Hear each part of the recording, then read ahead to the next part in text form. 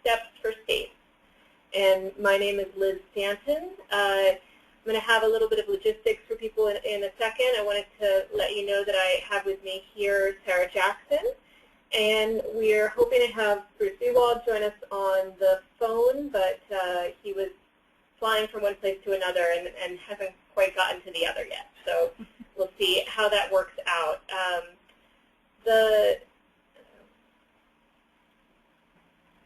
Right. So I've got, if you have the slide deck, I have slide number 2 up right now about webinar logistics. So these slides are available on our website. You can just go to the Synapse homepage, or you can use, you could type in this URL, or you could just go to the homepage. They're right on the homepage, and you can click on and get a PDF of the slides if that's easier for you than following through in the GoToWebinar slides.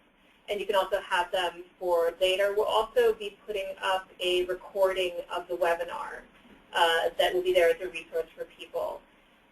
Everybody that is an attendee on the webinar is in listen-only mode. That means that you've been muted, and that will be the case throughout the webinar.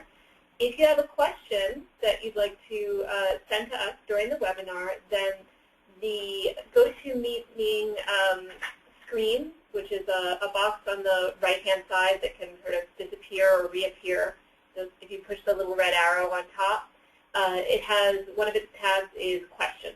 And you can enter a question in there. We'll see it right away. And Sarah Jackson's going to be keeping an eye on that as we go through here, and hopefully we'll be able to write back to people. And we also have somebody, if you're having technical problems, that can respond to those as well.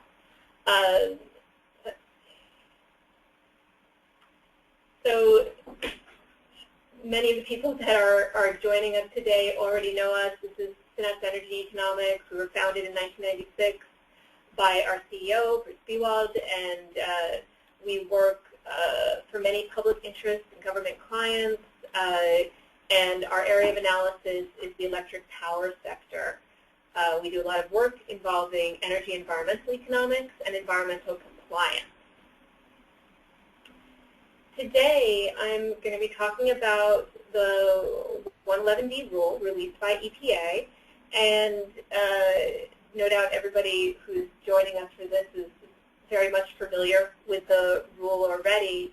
And it's not my intention in this webinar to go through some of the nitty-gritty details about each of the building blocks and how the formula for compliance works and so on. I'm going to go over those things very briefly, but we did do another webinar on June 19th that goes through all of that in a great deal of detail. And both the slides for that webinar and a recording of the webinar are available on our website.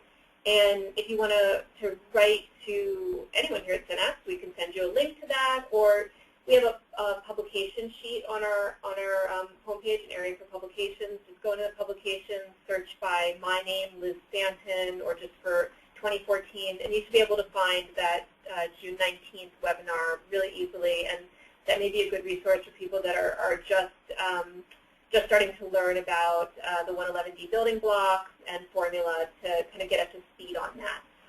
We're going to do a little bit of that today, making sure we're all on the same page. That's what I have in our agenda here as the fundamentals. Talking about the components of 111D that are relevant to state action. I'm going to talk a little bit about costs as well. From there, I want to talk about drafting comments. We have our comment period that's open now for the next few months that EPA is seeking comments on the rule, and wanted to talk a little bit about what EPA is looking for in terms of comments. And then I wanted to discuss compliance with the rule and least cost planning for that compliance, and what kind of analysis tools are available to states.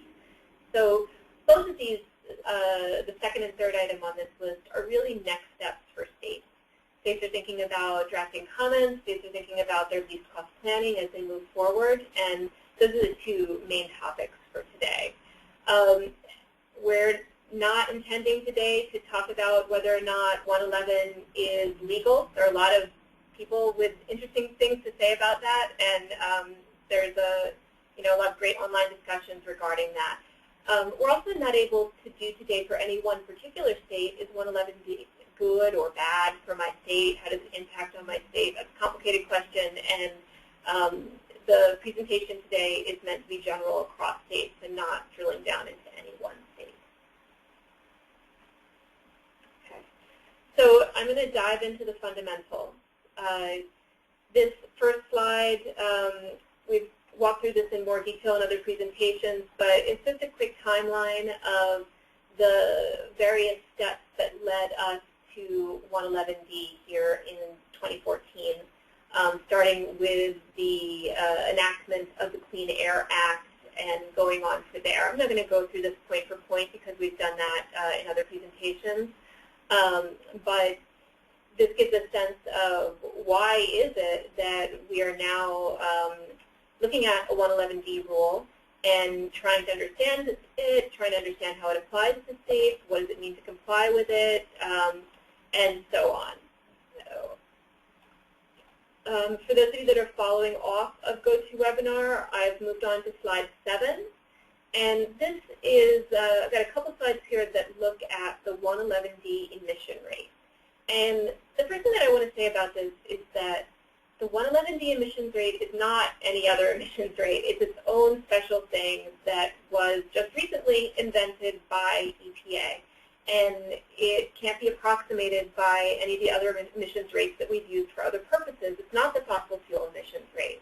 It's not the average emissions rate for a state. It's different from those things. And this is really the currency of 111D. This is how things get measured, both the targets that states are meant to reach and compliance with those targets. It's all done in the 111D emissions rate. So it's really important for states to be able to understand this measurement and to be able to use it, to work with it. And this is the way that states are going to be measuring and demonstrating their compliance to EPA. The 111D emissions rate is measured in pounds of CO2 per megawatt hour. And I'm going to go through the formula here on the next slide. But just to clear this up so that it's well understood, there's one formula that we'll go through. And that formula can be used for a number of different purposes. And depending on what data you plug into the formula, you can use it for a different purpose. So you can use the formula to look at the initial year, to look at 2012. Everything in the 111D rule is presented in relation to actual historic 2012 data. And so you can use this formula to figure out what is the 111D emissions rate for 2012. You can also use it, and EPA has, in determining targets for states. And this is where the building blocks come in. We'll talk about that. But the 111D formula, when you plug in the appropriate values that are determined by EPA's building blocks, the result of that is a target. And there are targets for each year from 2020 to 2030 and specific targets for each state. And then finally, you can use this same formula to measure and demonstrate compliance with 111D. And so this will be your either you're planning for a particular year or you actually are in a particular year. It's 2020 and you want to see if you've achieved compliance. You will use the same formula to make that determination and to then demonstrate that to EPA. Moving on to slide 8 here, which shows the formula. And I'll walk through it. What you see on the numerator on top are fossil fuel emissions for your state. And there's a list of things here that are included in that. It's all fossil fuel generation that existed in 2012, as well as the natural gas combined cycles and GCCs that were under construction in 2012. There's a special consideration about that where because, as we'll be discussing, EPA is looking at increasing capacity factors for NGCCs to make sure that that also can be included in here, when it's in the appropriate year. Same thing is on the bottom in terms of generation. So on the top, we have the pounds of CO2 for fossil fuel. On the bottom, we have the megawatt hours associated with fossil fuel generation. Those two things are in balance with one another. The megawatt hours generate a certain number of pounds. But as you'll see, there are a number of other things that are also on the bottom in the denominator, not just the fossil fuel generation. And that's why this isn't equivalent to a fossil fuel emissions rate. It's different from that. Also, in the denominator, you'll see three other items here. The first one is nuclear generation. And the nuclear generation that's included here is when you're doing measurements from 2020 on, so this is not for 2012, but from 2020 on, then any nuclear that had existed in 2012 and is still in operation in the year that you're looking at, you get a 5.8% credit for that nuclear in this formula, for the generation in this formula. In addition, any nuclear that was constructed and put into operation after 2012, so anything that's under construction in 2012 and today, and that there are nuclear plants under construction in 3 states, or anything that is constructed in the future, the entire amount, 100% of that nuclear generation would go into the formula. The second item that you see here that's different from fossil fuels is the renewable generation. And the amount that gets added in here is both existing and future or planned new renewable generation. And the only exception to this is that existing hydro from in 2012 is not included. Any new hydro after that would be included, and both existing and new wind, solar, any other form of renewable generation goes into the formula. Finally, we have on this side energy efficiency. And energy efficiency is taken to be, for targets, it's the cumulative energy efficiency from 2017, considering sunsetting. And the sunsetting is retirement, if you will, of these measures. So energy efficiency measures don't last forever. They sunset or retire, and that decay is accounted for. So it's assumed that energy efficiency measures will not last forever and will have to be renewed. So for target setting, what the formula says here is the case for the target. It's done 2017 forward cumulatively. For compliance, EPA has said that any measures that are put into effect from the release of this proposed rule, June 2014 forward, as long as they're still in effect, they haven't sunsetted, will be counted for compliance. So even though they're only basing the targets on 2017 and forward, they're going to allow for compliance anything from June 2014 forward, as long as it's not yet sunsetted. It's in operation in the year in question. And that's the formula, and it gets used for several different purposes, as I said. And this is, I think, what everyone's trying to understand and consider whether, in comments, whether this is the formula that they support or have issues with, and what this formula means for their state. Okay. Next thing I wanted to talk about briefly was the 111D building blocks. And what I should say first about these is 4 building blocks. We split them down a little bit more to get a little more detail because there are a couple of sub-points under the building blocks. But each of these building blocks is represented in the formula. If you do this building block or do something that is the same idea as the building block but in a different amount, anything that you do related to these building blocks shows up in the formula and it changes your formula. So to run through these quickly, building block 1 is to reduce the average coal emissions rate by 6%. So the building blocks are what EPA is using to determine your target. And what mostly in this presentation we'll talk about 2030 targets. This expectation of 6% starts of 6% reduction in coal emissions rate begins in 2020, and it extends out to the end of the compliance period in 2030, and looking at heat rate improvements for the most part as being the mechanism for making this happen. The second building block has to do with redispatching NGCCs, natural gas CCs, combined cycle, from in building block 2A from existing natural gas CCs, and in building block 2B from under construction NGCCs, redispatching those units up to a 70% capacity factor. So across the country, there are lots of NGCs and CCs in operation that are not at a 70% capacity factor. Many are much, much lower than that. And for target setting, EPA assumes that states can bring those up to 70% and then looks at the impact of that, of switching from coal and oil over into natural gas. And they take into consideration both all of the existing natural gas in 2012 and the limited number of plants that were under construction in 2012 as well.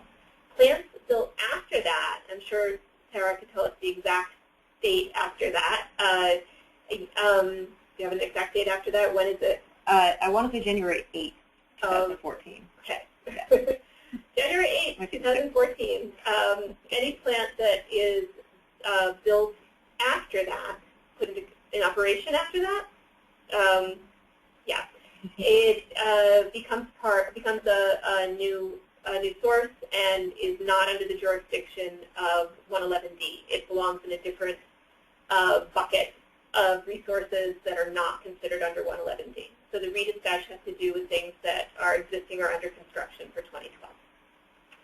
Building block 3 looks at nuclear and renewables. So 3A listed here has both a part for existing nuclear, and the way that this credit was determined is that EPA determined that across the nation, about 5.8% of the 2012 nuclear fleet was at risk in some way, at risk of closure in some way.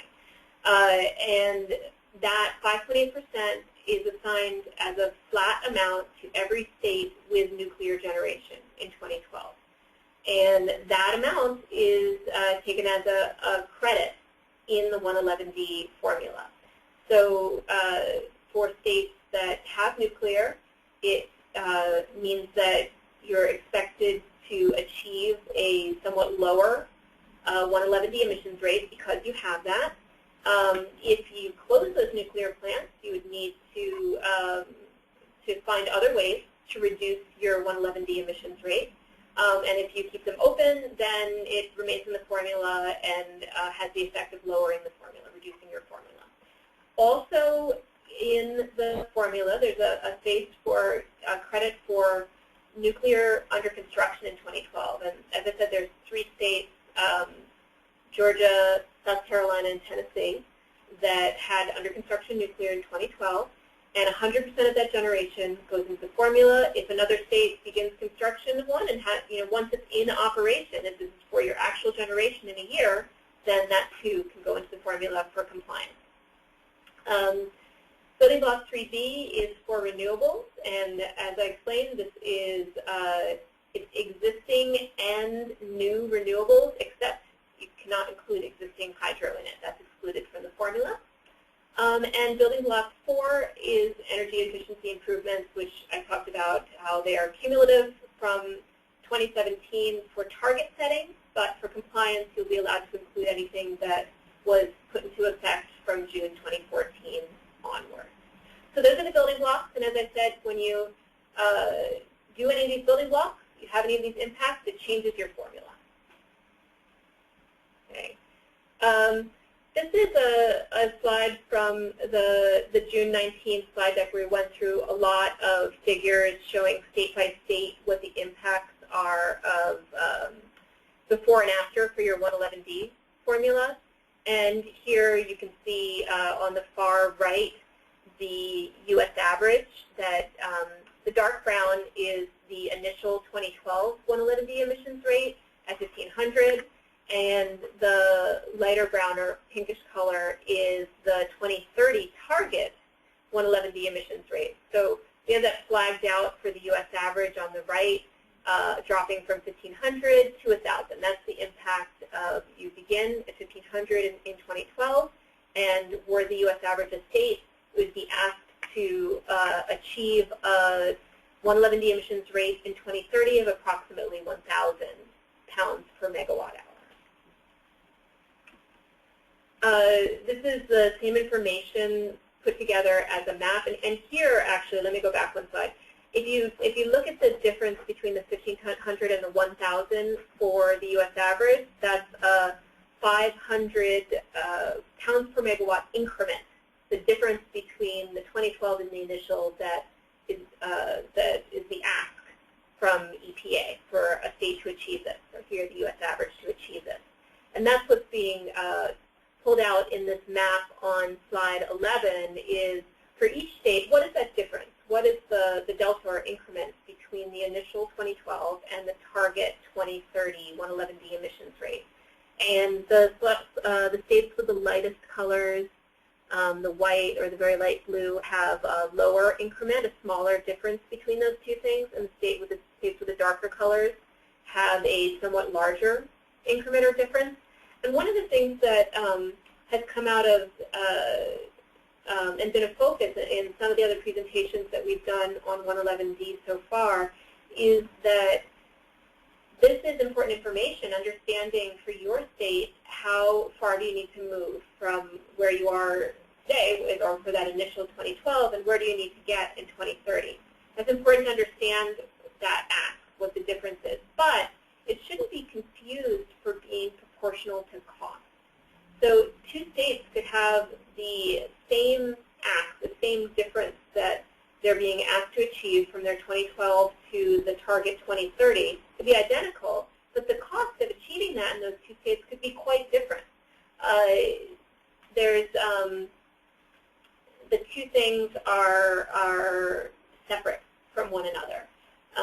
So good information to understand how far your state needs to move in terms of its target, but not the same thing as cost. And states that see that they have are being asked to make a larger movement in their 111D emissions rate, a larger increment that they need to achieve, they shouldn't assume that they are therefore going to have the highest costs of any state.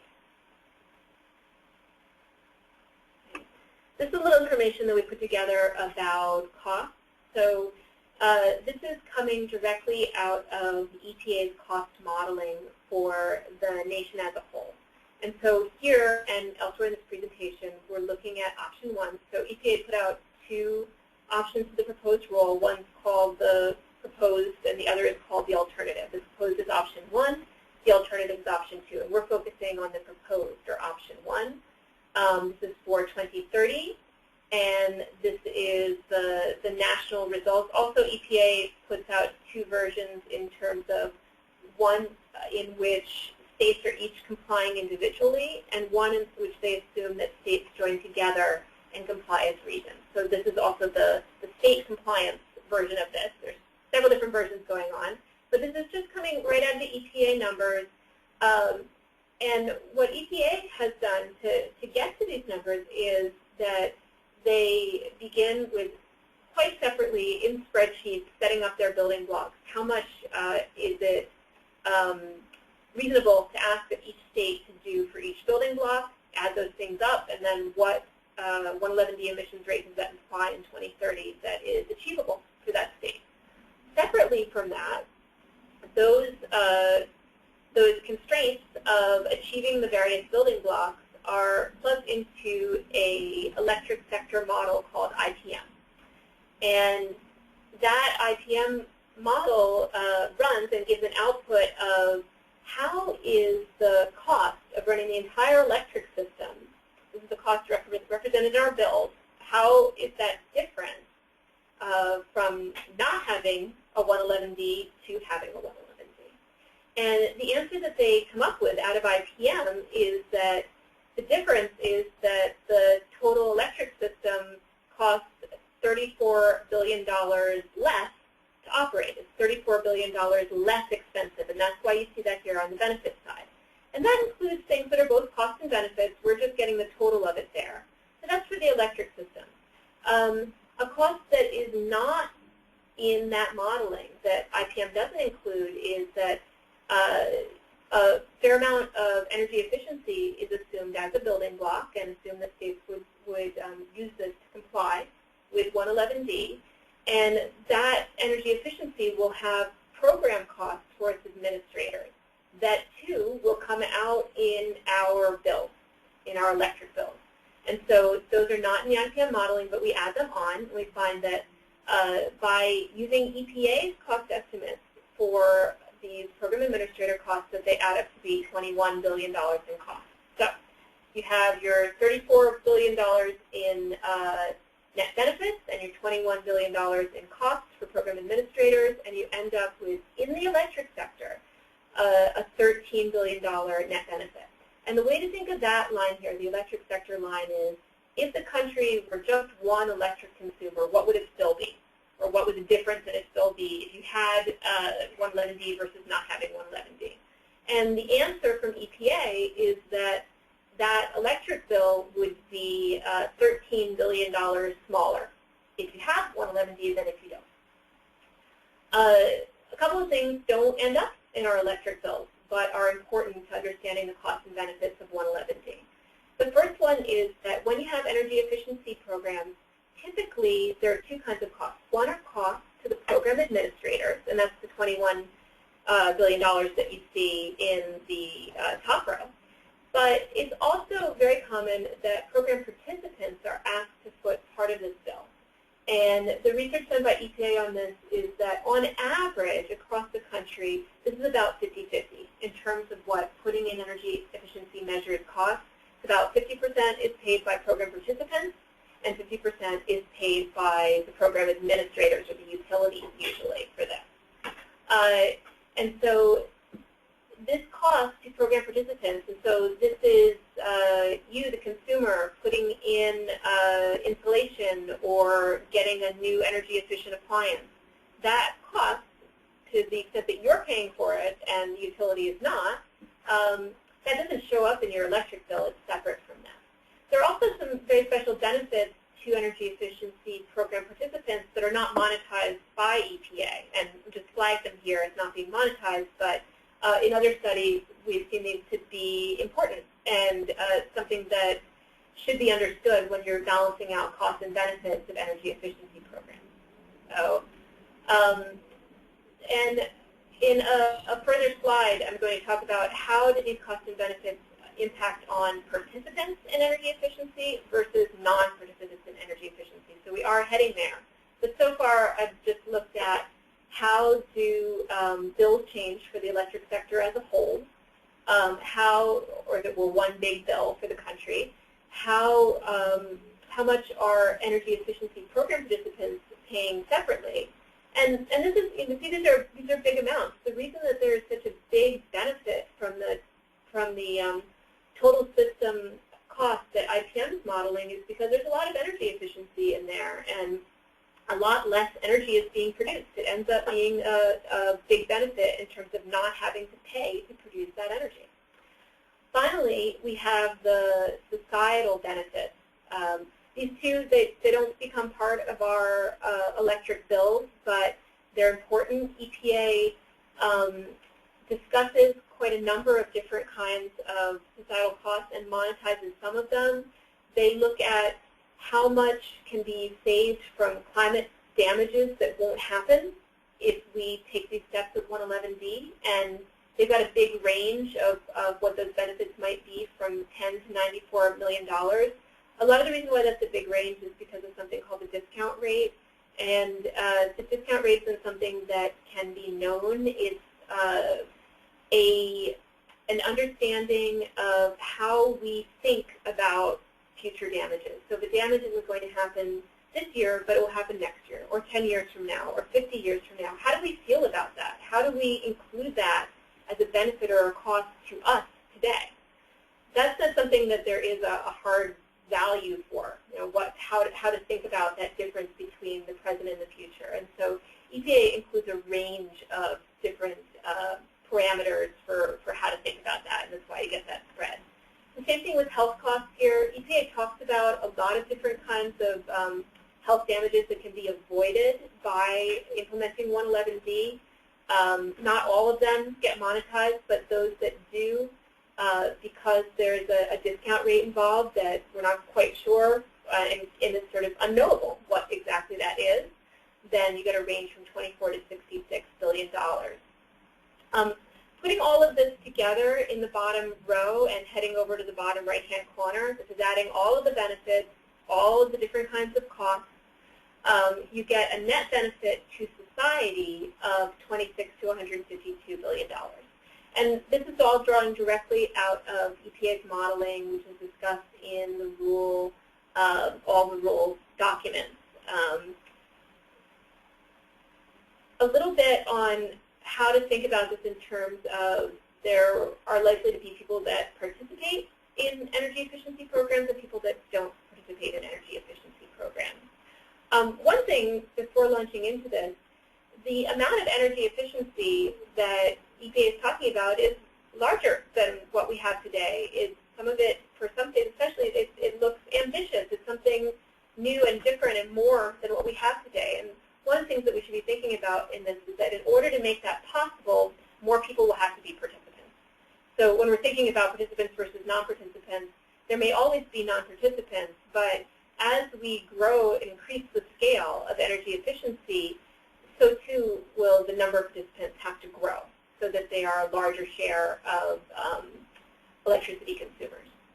Now, the impacts on both participants and non-participants, on all ratepayers, is there is a downward pressure on rates. There's some wholesale market price suppression and avoided transmission and distribution from the rule. The rule may increase reliability and avoid certain kinds of fuel risks and other kinds of risks, and all of that puts a downward pressure on rates.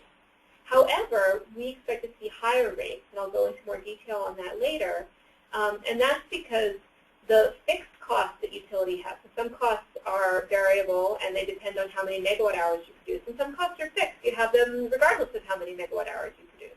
Those fixed costs will have to be spread out over a smaller number of megawatt hours because of the energy efficiency.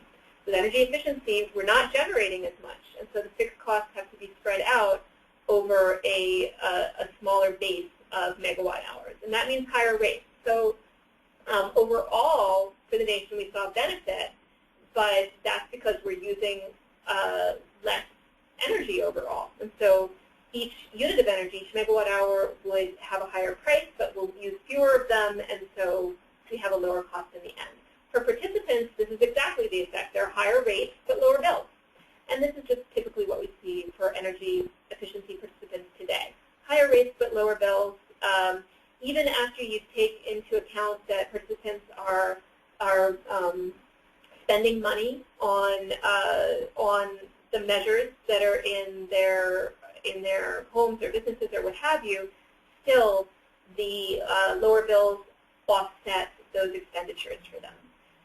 And that's just what we see today with energy efficiency. The impacts on non-participants, people that are not participating in energy efficiency programs, is that there's a higher rate. There's no change in your usage, in how much electricity you're using, and therefore you would have a higher bill. And so an important consideration here is how can we best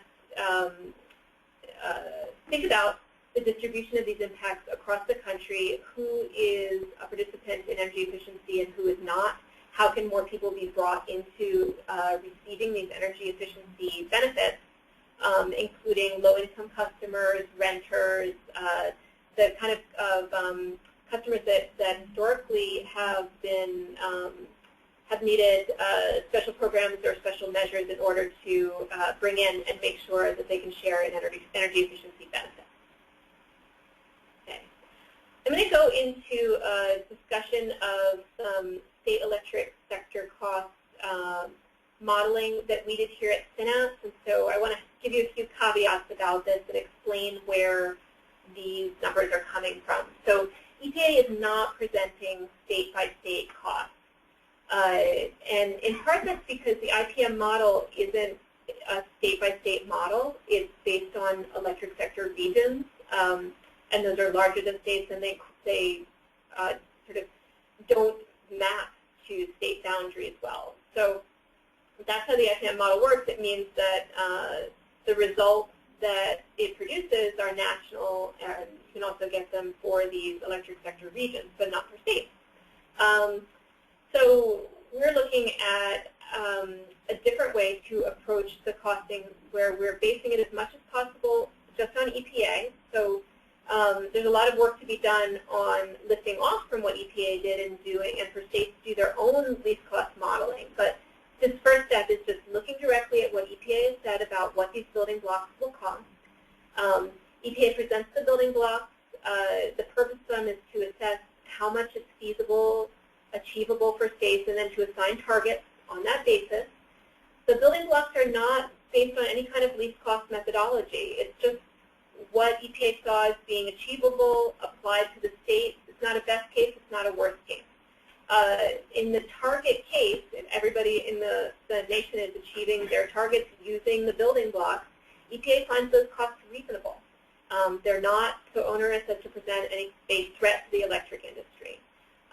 But no effort's been expended yet to find least cost options for all states. That's a project for stakeholders in the states to take on, and that's a lot of what we're going to be talking about as we go through this presentation. So each state will need to find its own way to do least cost analysis to determine the least expensive way to achieve its target emissions rate. EPA has said that regional compliance is expected to cost less than individual state compliance. So if you can band together, states banding together in regions, so that will be less expensive. The state numbers that I'm going to present here are, they assume EPA's average national cost by building block. We're just taking that straight from EPA, and it's not state-specific. It's just an average national.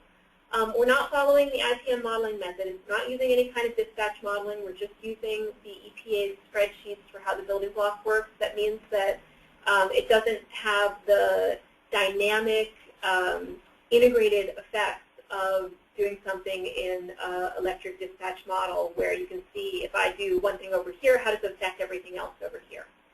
And finally, the EPA doesn't give us all of the information needed just to add up the building block costs. And the one thing that's missing is they don't let us know what an assumption would be for what's the avoided cost of energy. So if, for example, your state complies by using energy efficiency, a certain amount of generation is avoided, what's the benefit of that? What's the avoided cost of not producing that energy?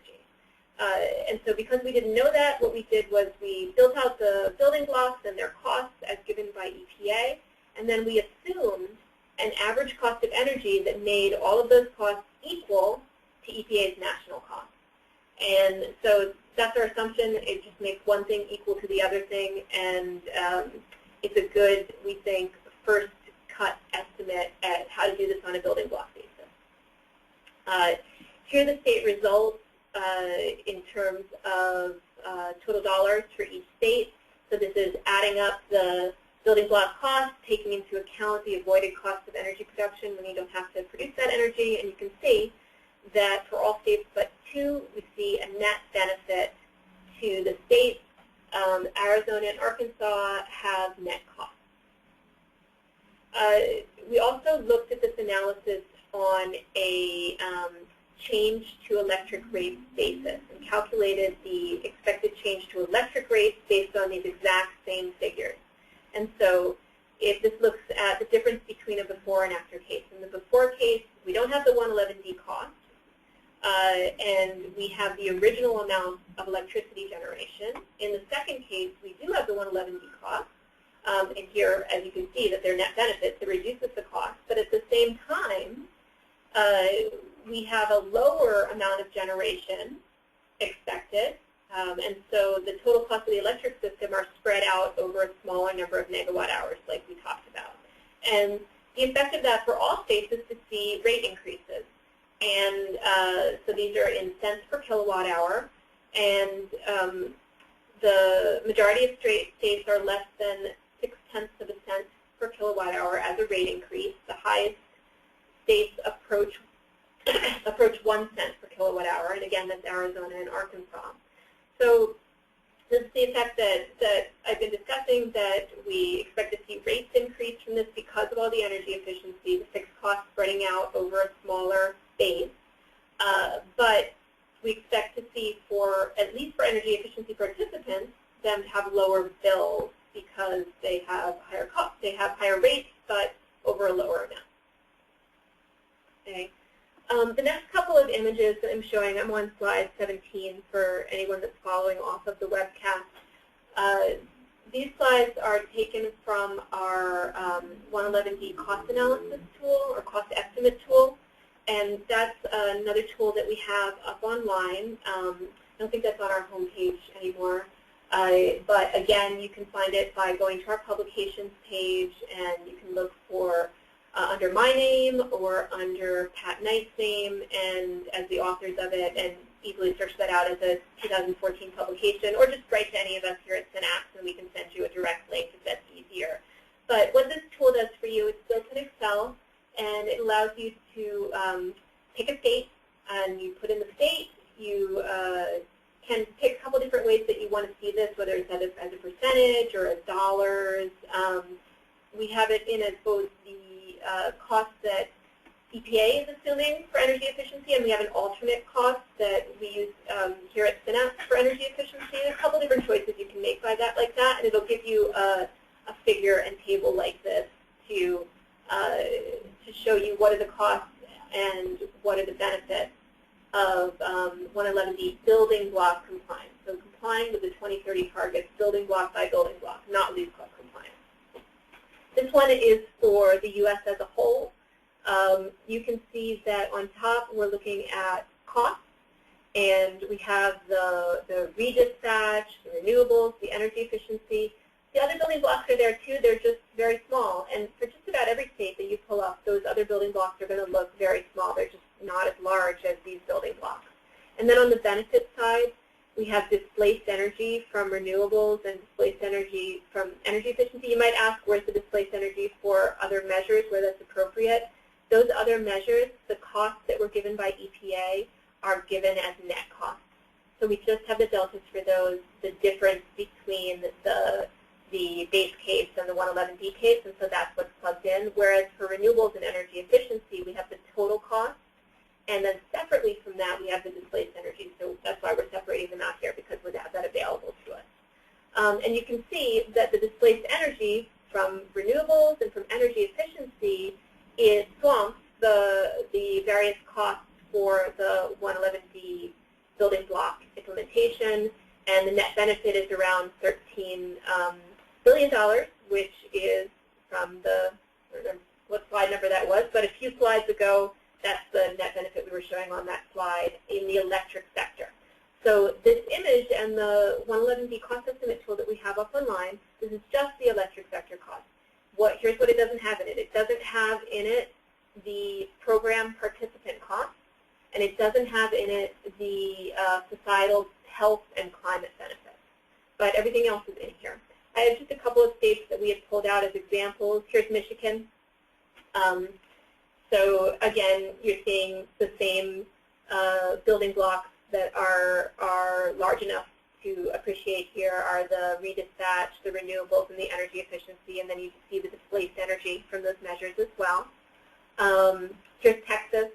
Again, there are only a few states where the other building blocks besides these are large enough to be able to see them. You can see that the net benefit expected for Texas is around $900 million. And so that tool can be a good resource for a very first cut in understanding the costs and benefits of 111D, just from the building blocks. Of course, states are not required to, nor expected to, follow the building blocks as a path or a template for how to do their compliance. Rather, states have a 111D emissions rate that they need to comply with, and are expected to do least cost planning to figure out what's the best way for their state to comply with that 111D emissions rate. Okay. Overall, using this tool, even though we're using a higher cost of energy efficiency than we typically use here at Synapse, and there is no exploration of least cost implementation options in the EPA's building blocks, still 111D benefits customers in 47 states. I should have mentioned before when I had that map up that Vermont and Washington, D.C. are not required to comply with 111D because they don't have any fossil fuel plants in their jurisdictions that are above a very small minimum size. So they're not included in here. There are costs to customers in Arizona and in Arkansas, and benefits to customers in all the other states that fall under 111D. On average in the United States, electric sector benefits are about 25% higher than our electric sector costs. And the cost can be broken down as about the same amount for energy efficiency and renewables, 42 and 40%, and then about 15% for redispatch of natural gas.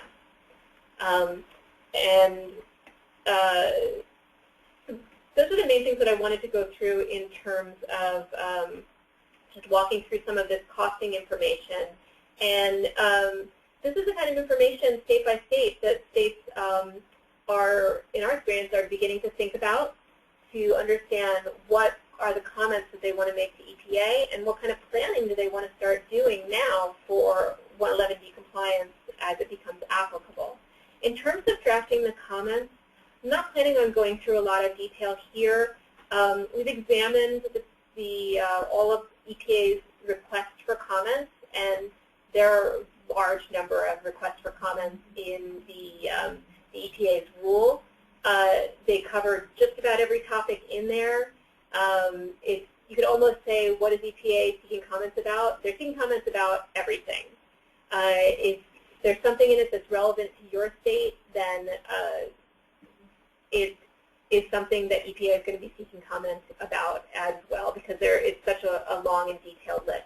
Rather than try to go through that long and detailed list in a webinar, what we've done is compile a list, a PDF document that goes through all of the comments, lists them out. It gives you the page references so that you can get back to where they're requesting that comment. It's a really good resource that folks here at Synapse have put together, and I'm showing the URL link for it here on slide 22. You can also get to it just right now. It's on our homepage. It's on the homepage together with the webinar slides, and the webinar recording will be going up as well, so you can see all of that there. And I'm going to flag a couple of things that I think are important areas of request for comments, but it's really very state specific and also stakeholder specific. Different stakeholders within a state will find different things that they want or need to make comments on.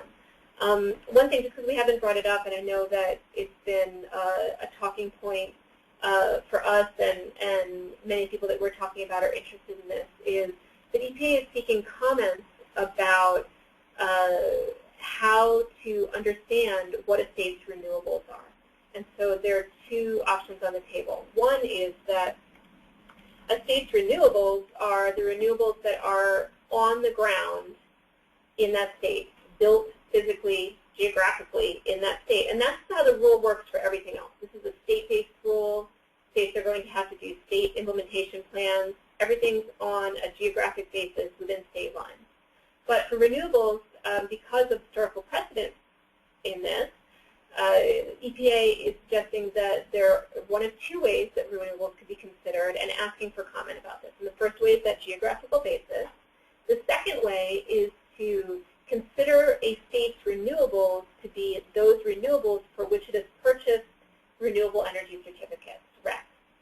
So this difference between whether EPA should consider renewables to be on the ground, geographic, or REC purchases is going to be really important, at least to some states. From my way of looking at it, the REC treatment is more flexible because you could purchase RECs from your own state and have the, if you wanted to purchase just from your own state, that would have the same impact as using the other policy. Whereas using the on-the-ground policy doesn't have the flexibility of being able to purchase out of states or sell out of states.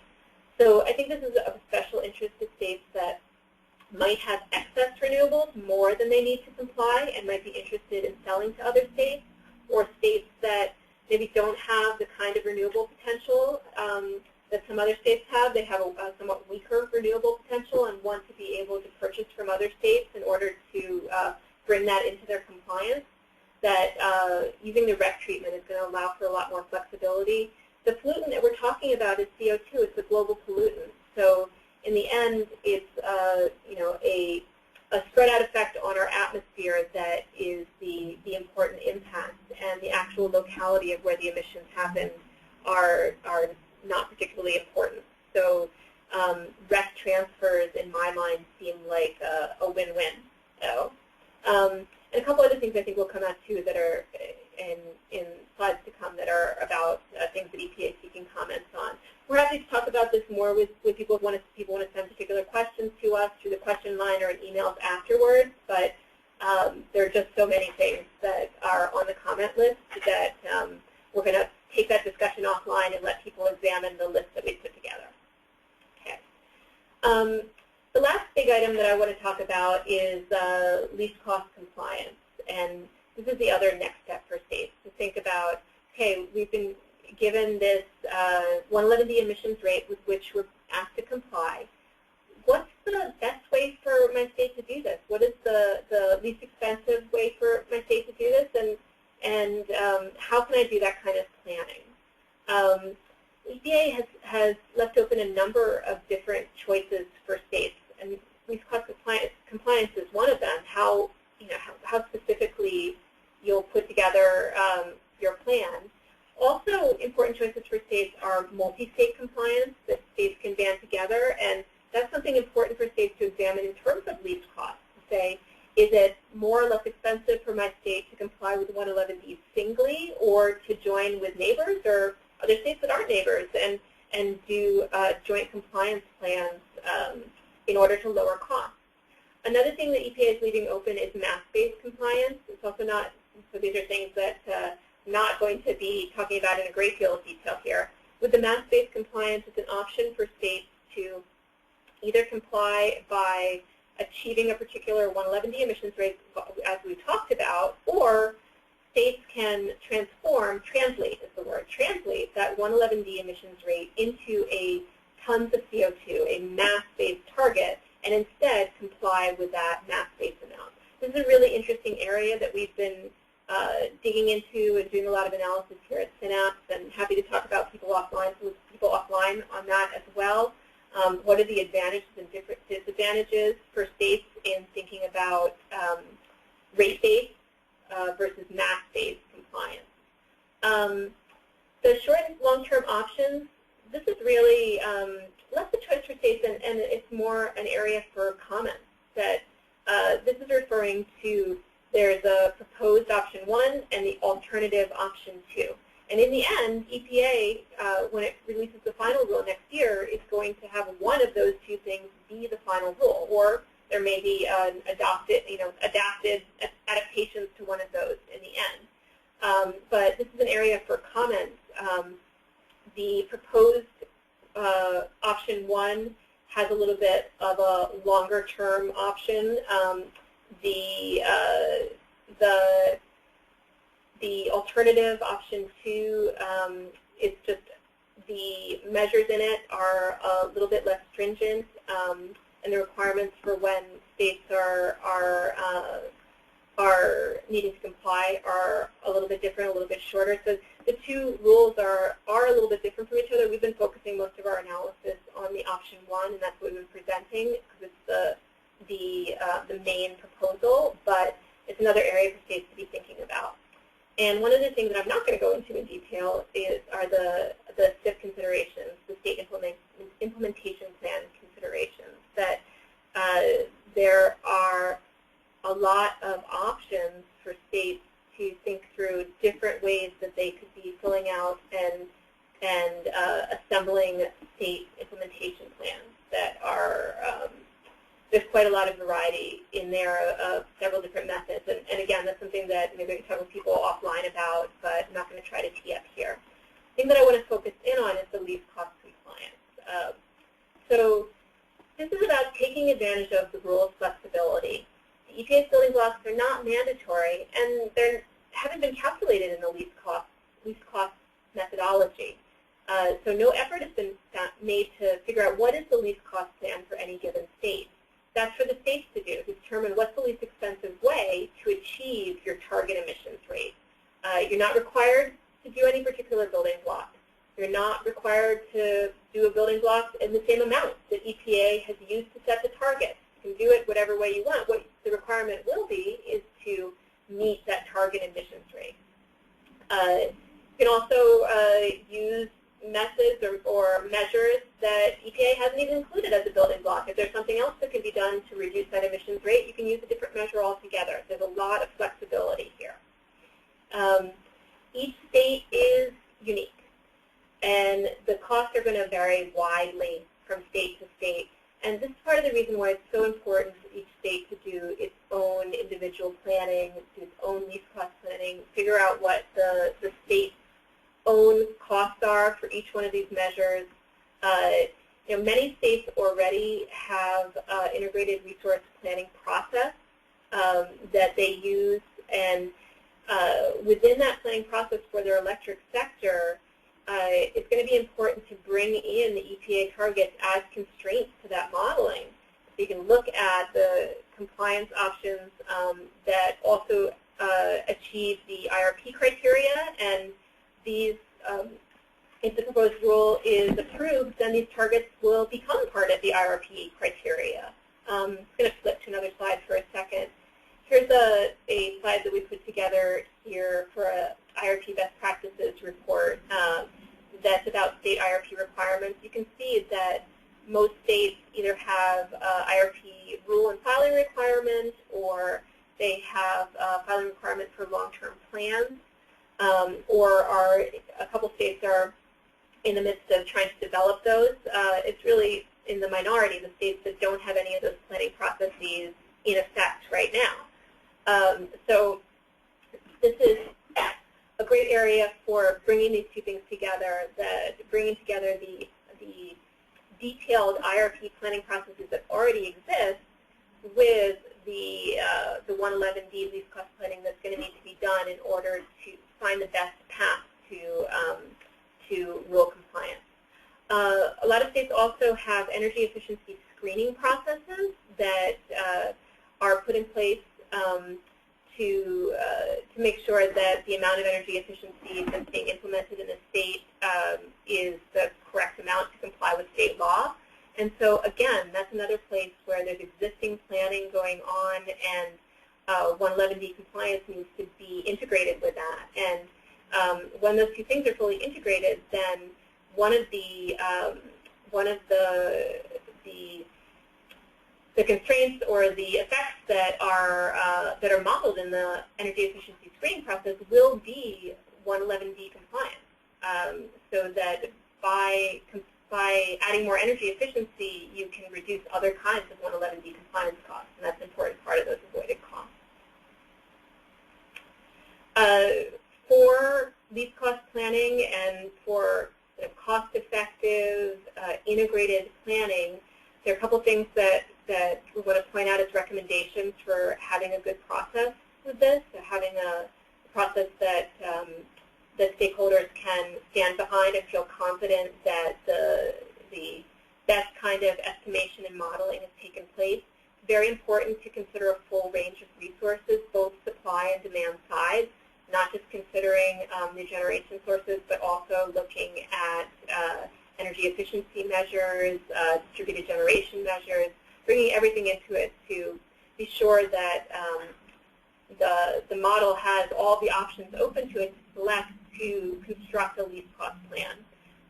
There are kind of innovative options that are being developed presently that some states have already done more work on these than others, having to do with energy storage, demand response, and these are things where one region can probably learn from another region too. Also thinking about resources imports from out of region, even imports in some parts of the United States from out of country, rec trading, as we discussed a little while ago, modifications to existing resources, so taking existing resource and switching out what kind of fuel it uses or retiring it. All of these things should be open and flexible within the model in order to figure out the true least cost planning option. When we're determining the appropriate assumptions, risk, and constraints for each resource option, we need to have accurate, up-to-date cost estimates for capital costs, fuel prices. It's really important that these are consistent, that they're taking into consideration the risk that there will be variability in these prices in the future, especially for fuels. It's important that this kind of modeling effort looks at constraints, transmission upgrades that are required, resource availability in finding a a good medium to long range plan that results in compliance while being a least cost option. One of the things that we're thinking a lot about here are what kind of tools to use for this kind of analysis. And I have a list of tools coming up in a moment. We look at analysis tools that capture energy, capacity, transmission, distribution, ancillary services impacts, all of these things brought into a modeling exercise in order to have an integrated model that can give a least cost result. It's important that the cost analysis, the assumptions that are used in it, and the methodologies be consistent so that there's a consistent treatment across resources. And in terms of consumer impacts, it's very important that we're considering both rate and bill impacts, as we've discussed, that rates can be moving in one direction while bills are moving in another direction. Some of the compliance options we expect to cause rates, but to lower bills, at least for energy efficiency program participants. And it's really important in consumer impacts to be considering distributional impacts, that different groups of consumers are affected differently by changes in electric system dispatch. Okay. So this is a list that we put together of, it may not be entirely comprehensive, it's pretty good, of electric sector modeling systems. Most of these are ones that we commonly use here at Synapse or have experience using. There's a few of them that are proprietary, like the IPM model that is used by ICS for EPA, and that we discussed before as being one of the inputs to EPA's cost modeling. And because we have experience in using a variety of tools, we've been thinking about what tools have strengths and weaknesses in terms of 111D modeling. And there are several tools on this list that give very detailed representation of electric system models that could be really helpful to this. It's what you need to be able to get to a real least cost plan for a state, is to be able to look in detail at the specific resources and how the dispatch of those resources will change. Economic dispatch will change when prices change, or when there are requirements for a particular amount of renewables, or what have you. The tool that we're drilling down into and investing our time into is for 111D modeling is READS. And READS is the model, the public model released by NREL, the National Laboratory. The Regional Energy Deployment System model is the long-term capacity expansion model of the electric sector. And so it does a lot of the same things that most of the other models on that list do. And so I want to emphasize things that are a little different about it. It has a lot more detail on renewable resources than most of those other models do. So that, I think, is really helpful for the 111D planning, and that's part of why we're focusing on this as our optimal tool. And there's a couple other things that are of particular importance, I think. One is the balancing areas. So every model like this is broken down into particular areas that it looks at for modeling. I talked before about how IPM regions they're actually larger than states, and they cut across state lines. For READS, it's different than that. I'm going to show another image here on slide 32. These are the 134 READS regions. And you can see that they're smaller than states, and they map onto state lines. And there are a lot of reasons why electric sector models are made that don't map well onto state lines, and that's important too. But for this particular purpose, for 111D modeling, this is critical, to be able to give a representation of impacts on states, to be able to do least cost optimization modeling that's state-specific.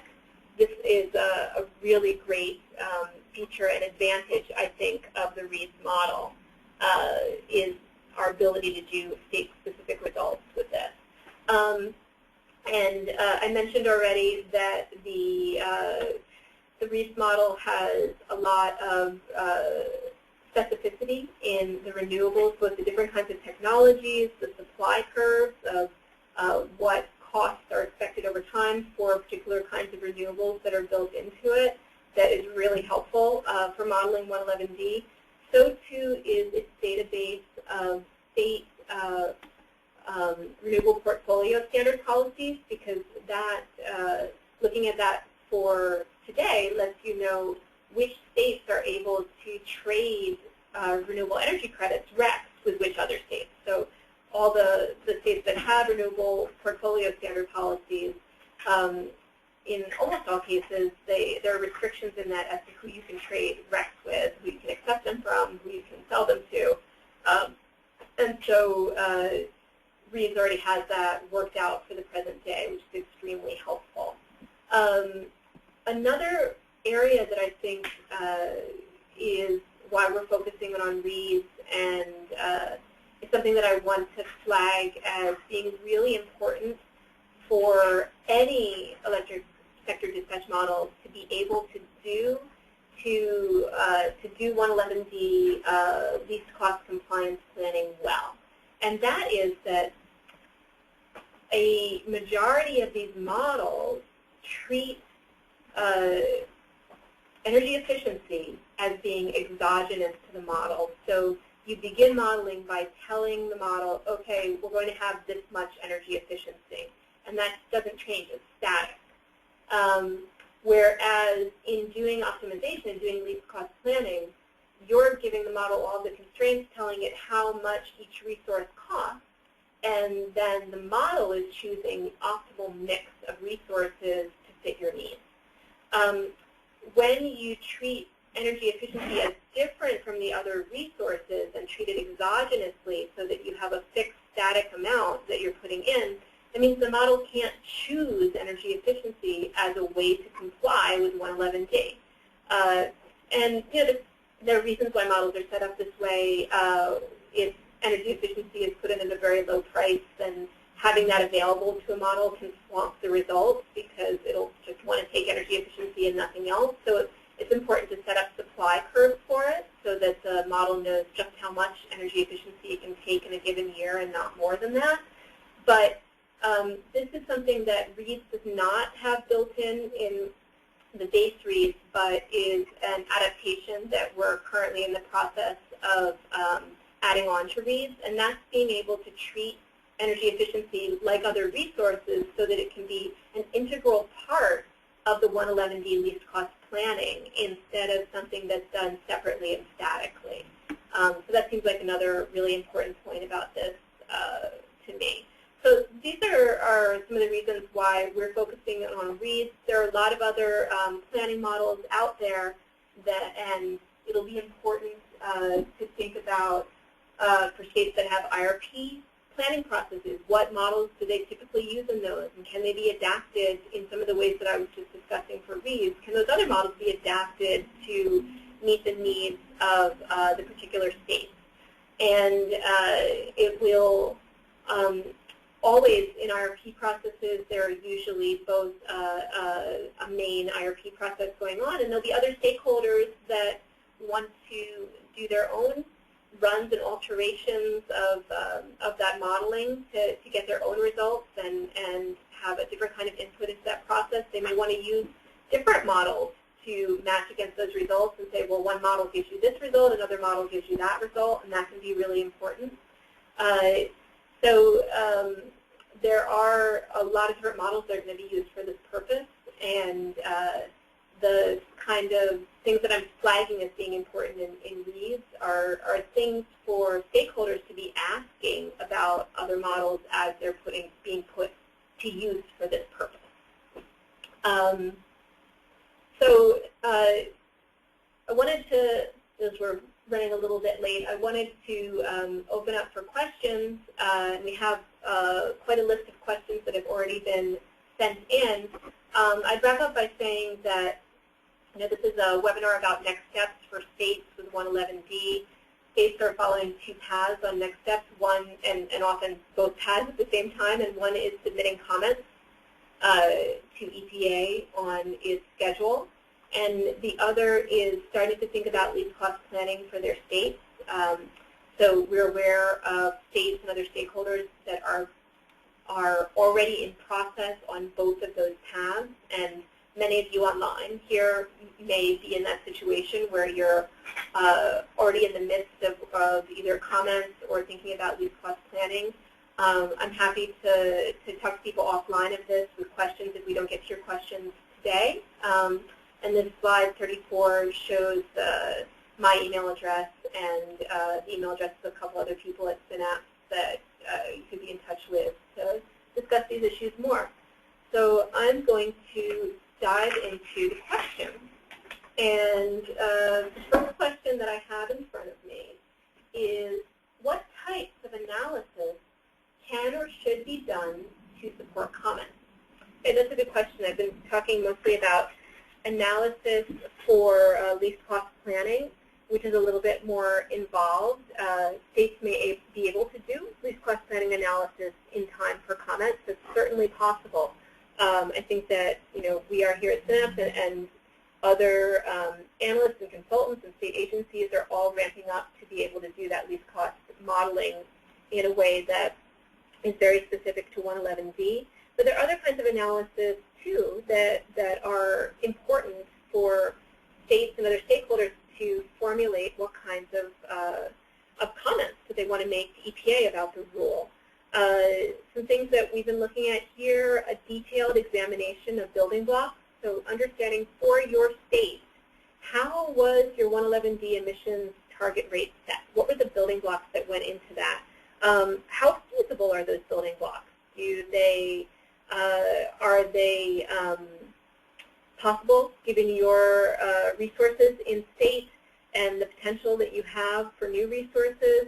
How do they relate to your current state goals, where many states have energy plans and or RPSs or what have you, energy efficiency guidelines? And another good question here is, how do you relate the building blocks to those current state goals? States may want to think about or begin to imagine alternative compliance plans. So you don't have to comply using the building blocks and are not, as it is, not really expected to, but rather to do your least cost compliance. States are beginning to think about what would that look like? How can we, what would it look like if we did more renewables, or if we, what happens to us if we retire a nuclear plant? Thinking through for your state, how does this look on a building block by building block basis? And so that's a lot of what we're looking at right now here at Synapse, and doing that kind of work for stakeholders around the country. So I hope that, oh, wait, I had one more thing that I wanted to say about that. And that was that another good thing for states to be thinking about in terms of analysis to support comments is that the choice of 2012 as the base year for 111D is actually very important. If a different year had been chosen, the 2030 targets would be different. Not very different for most states, but for some states there happen to be anomalies in 2012 that mean that it makes a big difference. And so that's another thing for states to take a look at. Was there anything anomalous about your 2012 historic generation that means that the target is really very different than it would have been had the base year been 2013 or 2011? It's an interesting area for states to look at. Okay, here's the next question. When should states begin least cost compliance planning? Does it make sense to do that in advance of the final rule being issued? My answer to this one is that it really depends on the state. So when should you begin least cost compliance? It really begins on the state, and does it make sense? It depends on the state. In some states, the utility commissions and other state agencies are already holding proceedings about 111D. And so if you're a stakeholder to these processes, now's a good time to start so that you're prepared for these internal state proceedings. For other states, they may not be doing this. In some states, it's not the utility commissions or environmental agencies that are starting these processes, but they're stakeholder processes that have already started. Again, for states that are already moving ahead with thinking about these issues, then I think that there's some work to be done on our existing electric sector models to make them 111D ready. And I know that's something that we're working on here internally at Synapse. So I'm sure that other consultants and agencies are doing the same thing. And so I think the time to be thinking about least cost planning for many states is now, because they have processes that are already in movement. For other states, they're taking a different path, or they're taking more of a wait-and-see approach, and it may be not a priority for those states to move to least cost planning yet. Oh, my slides are moving by themselves without me touching them. Okay. So it really depends on the state and on what's going on in your state. Okay, here's another question. Can you talk more about how energy efficiency is handled in least cost planning? And I talked a little bit about that, and I'll kind of, it's complicated, so I'll kind of repeat what I said a little bit and maybe say it a little differently. So in most electric sector planning models, what's happening is that it's an optimization model. It's looking for the optimal or best, what this means is least expensive result for the system. How can you get everybody the electricity that they need at the least cost? You have lots of different kinds of resources for generating electricity, and depending on the prices of those resources, the model, you set up the prices, you set up what resources are available to it, and the model chooses the least cost mix of resources that will meet your goals, get you the energy that you need, and if you're doing this for 111D planning, it should also get you to be complying with 111D. But the anomaly here is that energy efficiency is not treated in the same way that all the other resources are in most models. Instead, it's treated exogenously, separately.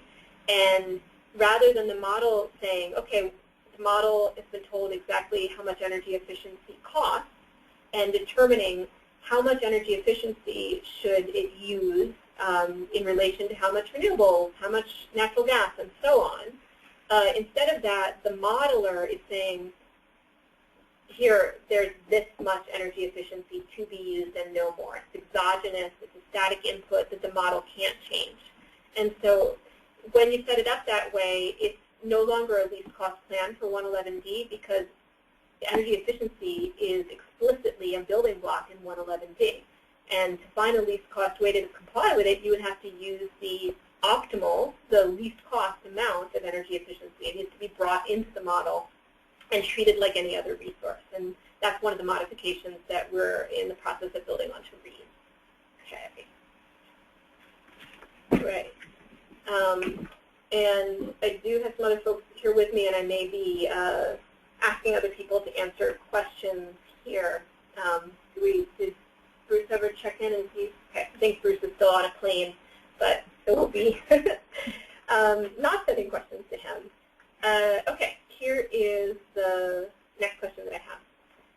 So will energy efficiency improvements implemented after June 2014 but before 2017 not count towards the state's emissions rate? Well, we can say, what do we mean by the emissions rate? So we have the 111D emissions rate, and there are at least two ways that that's being used. And one is for target setting. So in setting the targets for the years 2020 through 2030, each year has a target, then no. The only thing that's counted in there is the expected energy efficiency investments from 2017 forward that are cumulative and including the sunsetting, but 2017 forward for target setting. If your state implements some energy efficiency between June 2014 and 2017, the energy efficiency that's implemented in that period will be counted by EPA towards compliance. So that means that it will be kind of an extra bonus to your state, something extra that can reduce your 111D emissions rate for compliance that wasn't in the target. So it's I guess the answer to it is for target setting, no, that's not included. For compliance, yes, that's included. Okay. The next question is, in the proposed rule under proposed quantification of nuclear generation, it refers to the 5 reactors under construction and states that since the decisions to construct these units were made prior to this proposal, it is reasonable to view the incremental cost associated with the CO2 emissions reductions available from the completion of these units as 0 for purposes of setting state CO2 reduction goals. Oh, it goes on to the next one, sorry. I was saying, but what's the question? Yeah, and so that's as far as I've read here. And yes, I read that too in the rule. And it further states that completion of these units therefore represents an opportunity to reduce CO2 emissions from affected fossil fuel-fired EGUs at a very reasonable cost. All 5 projects are seriously delayed and over budget. How could the EPA justify this? And how would states consider new nuclear, knowing what the actual costs of building new nuclear are, if the cost for the 5 under construction is arbitrarily considered to be $0? I think this is a good point, but it's kind of out of scope of I think what I can be helpful answering. It's sort of a, what was EPA thinking when they did this kind of a question. And so the rationale for saying that the cost of these reactors is 0 is that their costs are sunk. I think that there is something to be said here for, if the costs are higher than planned, then they're not exactly sunk, are they? Or if you want to think through what if these plants got canceled, the concept of sunk costs gets more complicated in either of those cases. But since the states have already planned to build those units, they're not an incremental cost to 111D compliance. And the same thing is true for existing renewables, for example, that those renewables are already built. Or for renewables that are under construction, you could make the same argument that there's no incremental cost to those, that those aren't new costs to 111D compliance, that those costs exist in the base case as well. And so I think that from a modeling perspective, that you want to be able to model a base case without 111D, and those nuclear plants are in that base case. And also you want to be able to model a 111D case. And so there isn't a difference in cost for those new nuclear units between those 2 cases. That's one way to look at it for modeling. I don't think you can extend that modeling logic into a way that states should think about their nuclear costs. So states need to think about, in practical terms, what are the real costs of building a nuclear plant? And some of those costs aren't even dollars and cents. It's permitting, that you need to be able to achieve the permitting in order to be able to even do that. But when states are newly considering nuclear plants in years as they go forward, they would, one would hope, be looking at the actual costs of building these plants and not the projected costs before construction began. I'm not sure that was that to the point of what you're saying, but we can talk about it offline too. Next question. Do nuclear upgrades that were planned but not complete as of 2012 count as new nuclear construction and are thus at 100% credit? Florida's Turkey Point 3 and 4 and St. Lucie 1 and 2 EPUs may fall into this category, for example. That's an interesting question. I don't know. Sarah, do you know the answer to that for upgrades? I think that whatever generation is in place in 2012 is all they're counting. So if it's an upgrade that didn't happen, but either has happened or will happen soon, then that probably will count towards compliance. Right. And I mean, for the target setting, that's not in.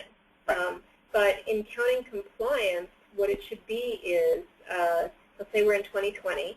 In 2020, how much nuclear generation that existed in 2012 is in operation in 2020, right? And 5.8% of that. So the upgrades should increase how much the amount of credit that you get. But I haven't heard anything about them being counted as new nuclear construction getting the 100%. I don't know. I think this is maybe somebody else who's online can write in saying that they've read this, or that they've read something about this. Yes? We just got a note saying, I think upgrades completed after 2014 count. Aha! At the count, so somebody else who's online has read this in the thousands and thousands of pages and believes that the upgrades are counted as a 100% credit. So upgrades are being counted as new nuclear construction. Like I said, I have not read that in the rule, and if the person that's sending that response could go ahead and send us the page reference, we'd be grateful for that. So thank you. He also says to think of it like new hydro.